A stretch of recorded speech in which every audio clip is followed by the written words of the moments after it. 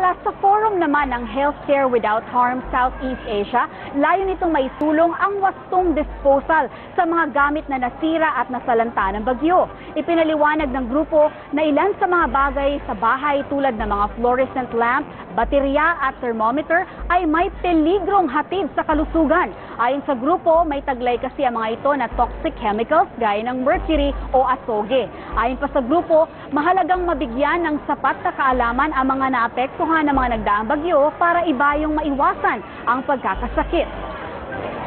In recognition bilang pag-acknowledge sa importansya ng healthcare facility sa Pilipinas at acknowledging din yung role yun ng mga doktor at ng mga hospital sa pangangalaga sa kalusugan, hindi lang ng mga doktor at nurses, but particularly sa mga pasyente.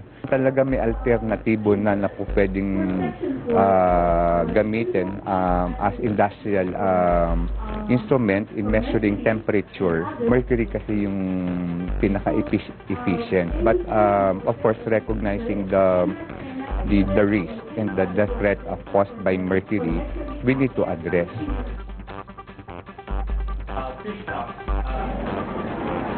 Taong 2008 nang naipasa ang isang administrative order na naglalayong ganap na maalis ang paggamit ng mga medical instruments na may mercury content sa mga pribado at pampublikong ospital. Katuwang ang Department of Health, isinusulong nila na sa taong 2010, mapapa-phase out na ang mga mercury-containing device sa Pilipinas at sa lahat ng paaralang may laboratorio.